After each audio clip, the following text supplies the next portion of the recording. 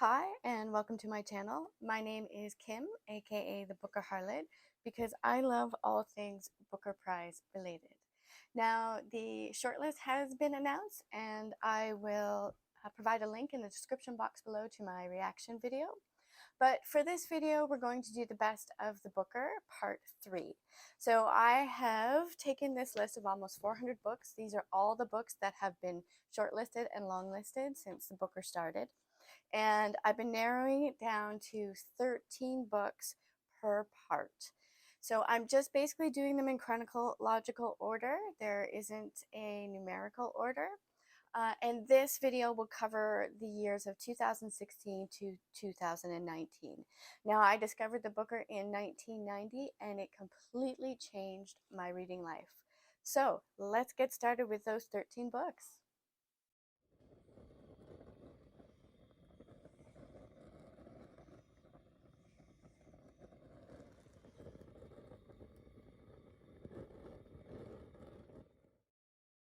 So the first book on this list is Eileen by Ottessa Moshfegh. This was shortlisted in 2016, and 4 of my choices for this video come from 2016. It was an amazing year. Now, this was her debut novel, and it is being made into a film this year that will be released in December of this year, and it stars Anne Hathaway, so I'm very intrigued by that. It is considered psychological fiction. It takes place during Christmas, and of course, the main character, Eileen, is trapped between caring for her alcoholic father and a rather depressing job as a secretary at a boys' prison, and she dreams of escaping to the big city. This is creepy and haunting in only the way Ottessa Moshfegh can write. It is shocking and it is quite witty at times, which is a hard combination to make work, but this is a very compelling and engrossing read. There is an interesting twist at the end that I will not give away, and it has a very controlled narrative. I could not put this book down. So the second book in this list is Do Not Say We Have Nothing by Madeline Tian, and let me tell you what a gorgeous cover. I actually bought this book in New York because it had a completely different cover than the Canadian version, and I liked this one better. Madeline Tian is Canadian, and I have seen her talk in person, and she is an extremely eloquent speaker. And a master storyteller. Now, this is about 2 generations of an extended family in China, and the first half concentrates particularly on students protesting in Tiananmen Square. It then moves to, well, there's 2 young women who are the main character, and in the second half of the book, it moves to Vancouver, and these 2 main characters are trying to uncover their family history and the secrets behind it. It is a highly suspenseful novel. It is beautifully written. It is a gorgeous epic of Chinese history, and the theme of music and the power of music is expertly woven into the narrative. The next book in this list is The North Water by Ian McGuire. It was longlisted in 2016. And I really wish that more people talked about this novel. On the cover, it is endorsed by Hilary Mantel as well as Martin Amis. It is really narrative tension at its finest. It's considered American realist literature, and it is a thrilling historical fiction. It is about the cruelty and the brutality of whale killing. The main character is Patrick Summer, who is an Irishman who is a disgraced former British Army surgeon with a questionable past. And he is sailing on a ship called the Volunteer that has mysteriously lost their last ship and their crew. There was a television adaptation in a short series on BBC Two in 2021. I haven't watched it, but this book really reads like a film, and I wish that it could be made into an epic movie. You won't be able to put this down. So the fourth book in this list is My Name is Lucy Barton by Elizabeth Strout. And Elizabeth Strout is one of my favorite authors. If you have not read her, you need to go out, and I would highly recommend starting with this book. So this was longlisted in 2016, and it is followed by Anything is Possible, O. William, which made the Booker Prize recently, and she recently published Lucy by the Sea.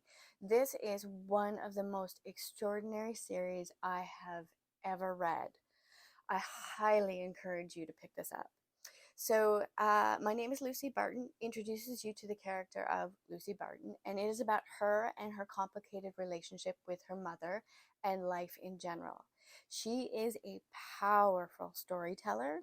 She has the ability to write about ordinary life in such a poignant, extraordinary, and powerful way. She is certainly an author that I will always gravitate towards, and this series I have read a couple of times, and I will continue to reread this series over the course of my life. It is minimalist writing, and there is not a word out of place in this book and the series. Although I had a little bit of trouble with O. William, but that's another video. The fifth book in this list is Exit West by Moshan Habit. It was shortlisted in 2017. It is considered fantasy or speculative fiction. It's about two young people in a doomed love affair in the midst of a civil war. Now, it turns into fantasy when the author introduces the possibility of these mysterious doors that if people go through, they take them to a different place. And the two main characters decide to go through that door together. There are themes of immigration, the refugee experience, love, loyalty, courage, and humanity. Barack Obama listed this as one of his best books in 2017. It is a very carefully constructed novel with precise writing, and it is extremely believable in terms of plot and characters. The next in this list is Elmet by Fiona Mosley. It was also shortlisted in 2017. It is a debut novel and is considered a British Gothic. Now, Elmet is a sparse place in the middle of the forest where Daniel and Kathy live. They are young siblings, and they live with their dad, who is prone to disappear. It is told in the first person from Daniel's perspective, and as the story unfolds, local men who are rich and powerful begin to circle around the two, sometimes three characters with impeding violence. This is a very unsettling novel and extremely atmospheric. It is about the bond between children and their father and the bond between siblings.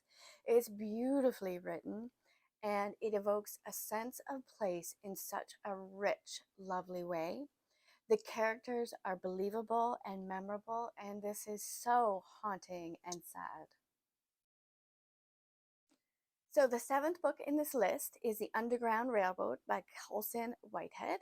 It was longlisted in 2017, and what I'm going to just cover, and it's considered historical fiction and an alternate history. So it is about the story of Cora, who is a slave in the South in the 19th century, and she tries for her freedom by following the Underground Railroad. And it turns into a little bit of fantasy, and this is where the alternative history comes in that the Underground Railroad is actually a railroad that is underground. It was turned into a miniseries in 2021, which was amazing, but so hard to watch. The brutality in this novel is heartbreaking. Um, and it was also based on two escaped slaves, Frederick Douglass and Harriet Jacobs.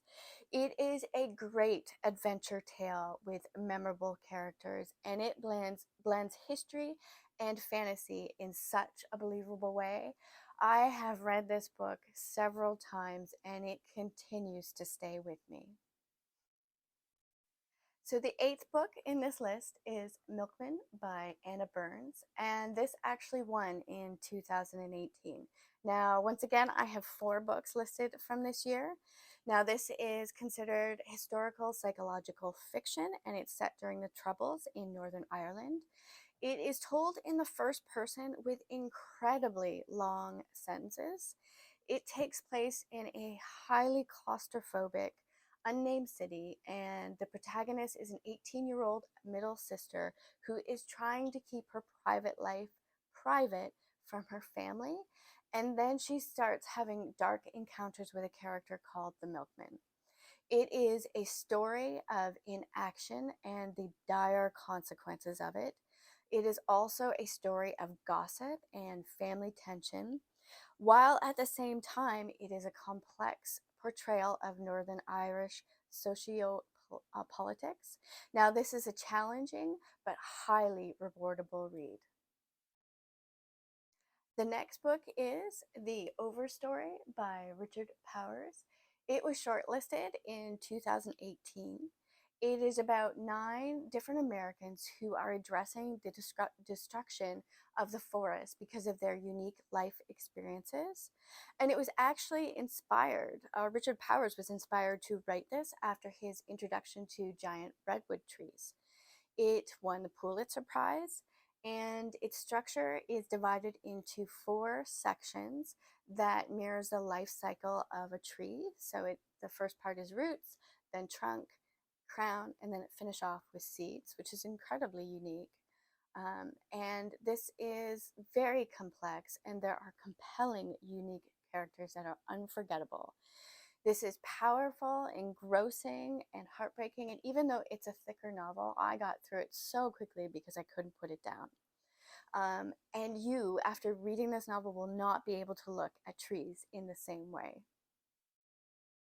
The 10th book in this list is Warlight by Michael Ondaatje. Now, he is Canadian, and he won the Booker for The English Patient. This was longlisted in 2018 as well, and it is set in London at the end of World War II. It is a coming-of-age story. It is about 14-year-old Nathan and his younger sister Rachel, who are left in the care of a shady character called the Moth because their parents have moved to Singapore. Now, the Moth brings a very eccentric and mysterious group of characters into their lives. The second half of the novel is set in 1959 when Nathan is older, and as an adult, he tries to connect with his past and uncover some of the secrets and mysteries that surround him. This is very richly detailed. It is meticulously constructed with images and scenes. It is about love and loss, intrigue and desire, and humanity in general. It is beautifully written in only the way Ondaatje can, and he is a master storyteller. The 11th book on this list is From a Low and Quiet Sea by Donald Ryan. This is the last book that I listed from 2018, and it was longlisted. And this is another one of the books from the Booker Prize that I wish more people had talked about because it is extraordinary. It is about 3 men who are searching for something that they have lost. So there is Farouk, who is a medical doctor and a refugee from Syria. There is Lampy, who is a 20-something nursing home bus driver from Ireland. And there is John, who is an older Irishman who has lived a life he has regretted. This is haunting and it is beautifully crafted. It is very moving and heartbreaking. All 3 men are searching for some version of home. Now, despite the sadness and tragedy, there are numerous moments that are humorous, which is so difficult to do. And Donald Ryan handles this so well. These 3 characters and their stories have stayed with me for such a long time. So the 12th book on my list is Girl, Woman, Other by Bernardine Evaristo. This co-won in 2019 with Margaret Atwood's The Testaments, and we are not going to get into that here. And so this is a epic novel that follows the lives of 12 people in the UK over several decades. Now, this is the first book I have ever read by her, And it is only because of the booker that I came across her. And she is certainly one of my favorite authors. I cannot wait to get to her backlist of books, and I'm so looking forward to the next book that she puts out. Now, this is considered postmodern. It's considered LGBTQ plus, as well as post-colonial. So there's a huge range of genres. Now, it's divided into 4 parts, and each part is contains the lives of 3 characters that are loosely interconnected. There is an incredible plot twist that I will not give away. This is about race, sexuality, gender, history, and how economics defined experiences.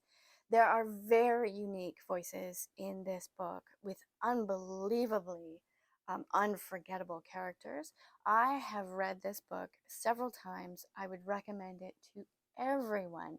And I think that this would, if I had to do, these are my top 13 Booker books of all time, which you're never going to get that video because it would be too tough for me to do and it would change every moment. But this would probably make it into my top 13 books of all time. So the last book on this list is My Sister, the Serial Killer by Oyinkan Braithwaite. I believe that's how you pronounce it, but I probably got it wrong. Now, this was longlisted in 2019. She is a Nigerian writer, and this is a stunning debut. This is a book that you can reread and reread and reread, and there will be new discoveries every single time. I have read this book twice, and it was a different experience each time. So it is about the main character, Kurode, who is a nurse, and her serial killer sister, Aola. This is about sisterhood and male impropriety. It is a thriller and a satire at the same time, which is so difficult to do. It is a laugh out loud page turner that is just such a unique experience. Now, this, interesting enough, was originally published in 2017 as an ebook, and it is a darkly comedic story that is absolutely engrossing. So thank you so much for joining me for part 3 of the Best of the Booker. I will list all of my videos in the description box below. Please like and subscribe. It really helps my channel. And I will see you next Friday for another vlog, as always. And then next Sunday for the Best of the Booker part 4 and final episode. Thanks again, and I will leave you with a little clip of the lake in the morning.